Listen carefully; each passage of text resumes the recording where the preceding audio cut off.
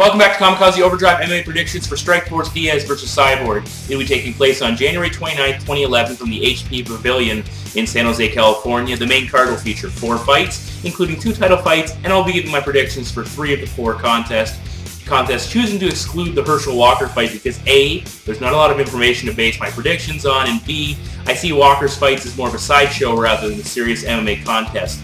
But if he does string together a few wins, I'll certainly start to pay more attention. I did watch Walker's lone fight. He looked okay for a 48-year-old making his debut, but nothing too special, and since he's fighting a guy with 1 fight his last 9 years, I'm just going to pass on this one.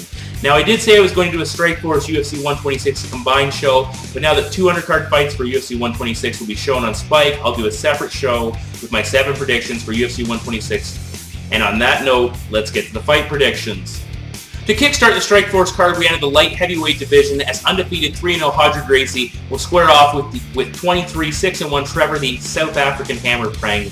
Prang enters this contest coming off one of the biggest wins of his career, defeating former UFC light heavyweight contender Keith Jardine. Prior to that, he had a 2-fight winless stint in Strikeforce. His opponent, Gracie, is entering this fight after a submission win over Kevin Randleman in his promotional debut.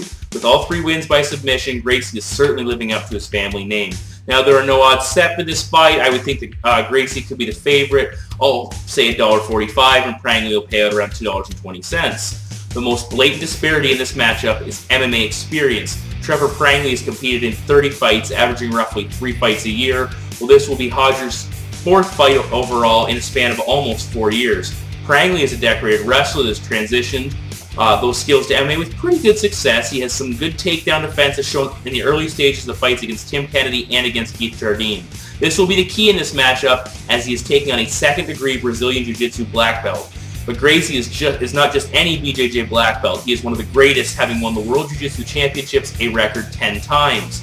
His 3 MMA fights have all followed suit as he has scored submission wins in each, including wins over 2 very strong wrestlers in Kevin Randleman and Ron Waterman, who outweighed Gracie by almost 50 pounds in that fight. Now, Trevor Prang does like to use both striking and takedowns, but I would think that he would be very hesitant to take this fight to the mat. So his ability to outstrike Gracie will be his key to victory. We're prepared to see a lot of inactivity in the early stages of this contest. Prang likes to counter-strike and has no problem waiting for an opponent to engage, which can result in a lot of circling and a lack of action. Gracie's striking is not at the K1 level. Probably won't ever be close. He uses it primarily to close the distance and set up his grappling, so I'll be interested to see how Prang works the counter-strikes against a guy that doesn't throw a lot of punches. Gracie does almost always have a reach advantage in his fights, and he will in this one as well. Somewhere in the neighborhood of 5 inches. This should help his stand-up, and he did show some use of the jab in the Randleman fight, which with more use can become a very effective weapon, as we saw in the GSP fight. Also in that fight, he connected with a knee from the clinch, which put a dent in his opponent, and standing 6'4", Gracie could really use this to an advantage against shorter fighters. In the end, the way I look at this is simple. Prang's endurance isn't great, and against Tim Kennedy, when he slowed down, he got tapped out, and against Jardine, he got locked in an armbar and was close to being submitted. Gracie will use a size advantage and lean on Prang, forcing him to exert a lot of energy and tire. When the South African's endurance fails and he can't fight the takedown any longer, he will be in a world of hurt on the mat. So my prediction will be Gracie to submit Trevor Prang and improve to 4-0 in his MMA career. We move now to the first of 2 Strikeforce title fights on the night, as the challenger 26-1 Ruthless Robbie Lawler will go head-to-head with champion Ronaldo Jacare Souza, who carries a record of 13-2-1 into the contest. Lawler has alternated wins and losses over his last 5 fights and is coming off a devastating 50-second knockout of Matt Lindland, while Jacare has 3 wins in a row, including capturing the vacated middleweight title with his win over Tim Kennedy. Sports Interaction favors the champion, who will pay $1.32, while the veteran of 4 Strikeforce fights and 7 UFC matches, Lawler will pay out $3.10. Head-to-head in this matchup, you have a grappler versus a striker, and the numbers back this up. Jacare has 10 submission wins and no knockouts, while Lawler has scored 17 wins by knockout with only 1 submission victory. On top of this, both fighters have been on the wrong end of these statistics, with the Brazilian having been KO'd twice in his career and Lawler submitted on 4 occasions. This indicates to me that both fighters are vulnerable to the strengths of their opponents in the matchup. Now, Jacare's stand-up has been improving from the Joey Villasenor fight to his matchup with Tim Kennedy. The submission specialist has been tightening things up. He throws heavy punches, putting a lot of weight on his back foot to make sure he gets the most into his strikes, and he will mix in a fair amount of leg strikes. And to add to all this, he's a black belt in judo. Lawler, on the other hand, has been a striker from the word go, with 8 of his first 9 wins by KO or TKO. He has good movement, can counterpunch effectively, and has shown against both Lindland and Manuk only needs to land one punch to end a fight. Especially against the latter, Robbie was getting outstruck, but found an opening and capitalized against a seasoned kickboxing veteran. On the mat, there's no comparison. Jacare is a Brazilian Jiu-Jitsu black belt. He has very powerful shot. He uses his upper body strength well when he gets control of an opponent. He's got some nasty ground and pound, which when he uses it in collaboration with the submission proficiencies, he can be very difficult for an opponent to deal with. Lawler does have pretty good takedown defense. He will punish an opponent when they shoot in, and if the fight goes to the ground, like it did in the Sobral matchup, Lawler does a good job scrambling to get back to his feet. The endurance could be an issue for both fighters, as they have had a tendency to finish fights before the final bell with only 6 decisions combined. In a fight that featured a lot of takedowns against Villaseñor, Jacare faded, but he did look good for the 5 rounds against Tim Kennedy, but almost the entire fight was fought on the feet. Against Sobral, Lawler struggled with the endurance, but he was returning off a knee injury, which could have been playing a role in that fight. The odds are heavily skewed in the favor of the champion, but the experience will be on the side of the challenger with 11 more fights overall and 7 previous title fights versus only 3 for Jacare.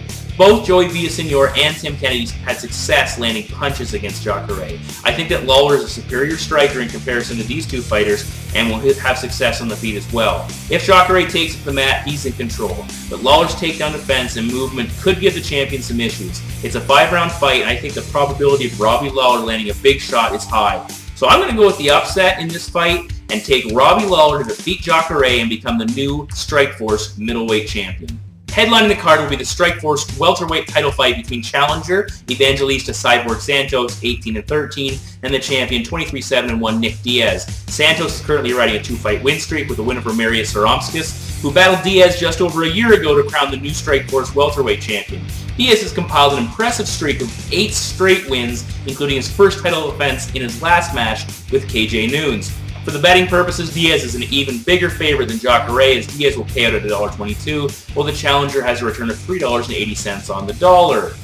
Breaking down the matchup, Evangelista Santos will have a 2-inch reach advantage, which will help him in the striking department. He has knockout power with 11 career knockouts, but has also been stopped 8 times, while Nick Diaz has collected 12 KO victories with only 2 in the loss column. Santos' best weapon is his leg kicks. They are heavy and can really slow down an opponent. Nick will throw some leg kicks too, but not with the same power, and he doesn't rely on them as much as Santos does. The Brazilian's boxing skills are not on the same level as the champion's. Evangelista does have power in his strikes. He likes to throw big winging punches and will look to counter when his opponent attacks. This could be an issue against Diaz because Nick throws punches in bunches and doesn't leave a lot of opportunities for an opponent to strike back. Where Santos looks to score big with one punch, Diaz will pepper away at his opponent, letting the damage pile up, and Diaz utilizes the jab effectively, which will help him to score in this fight. He can also be difficult to hit. He moves well and keeps his hands up, which frustrates a fighter, while Santos often stands right in front of his opponent, slowly edging forward with very little lateral movement. On the mat, both fighters are BJJ black belts. Diaz has 7 submissions, and Santos has 5, but I give Diaz the edge. I think that if the fight goes to the mat, the Cesar Gracie student will be in control. He's got good passing skills, and like his brother, is tough to control from both the top and bottom. Santos' endurance concerns me. He faded against Joey Villaseñor, which really cost him in that fight, and his striking technique has a tendency to take a lot out of him. While Diaz's style of not overextending himself helps him to conserve energy, which could really give him an edge overall.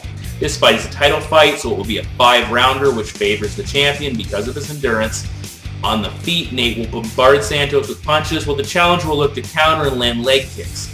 In the past, when Santos was squared off with a talented striker like Musasi, Manuk, and Shogun, he's got himself knocked out, never getting past the second round. I think that Santos will be overmatched by Diaz's striking skills, and if the fight pushes deeper, he will begin to fade. I think there's a real good chance that Diaz could knock him out, but I'm going to take the champion Nick Diaz to retain his Strikeforce welterweight title by submitting Evangelista Santos and potentially setting up a match with Paul Semtex Daly in his next welterweight title defense. So there are my 3 picks for the Strikeforce card. You can check out the betting odds and the payout on the Sports Interaction betting card above. Now, one thing I did notice this time around, Sports Interaction is allowing you to parlay these fights together, and with the UFC fights, I'll probably be doing a little bit of that coming up. Because last time I went 9-0 on a card, and they wouldn't let me parlay the fights together, which I was a little disappointed with. But this time they're going to let you, which I complained about, and that would be nice if that was the result of me, but let's get real. Now, I'll be very interested with the Herschel Walker fight, paying close attention, see how it turns out. I'm a little leery that he might get submitted in this matchup because he did leave some openings in the last fight, and his opponent does have 3 submission victories about 10 years ago, so that's why, again, I'm not picking the fight. So just remember that, but no prediction on that one officially. Make sure you check out Fight for the Troops, my picks for that event. It's coming up this weekend. Make your bets on that, sportsinteraction.com. Check out the link in the description below. Click on that to get your free deposit bonus. And my next show is going to be UFC 126. And before I go, again, I started my Strikeforce rankings. Again, feel free to comment on them. Let me know what you think. I only did the champion and the next 5 contenders in each division of Strikeforce, and I am going to do the 2 ladies divisions. Don't worry, I will get to that. And thanks for watching, and I'll see you back here for UFC 126.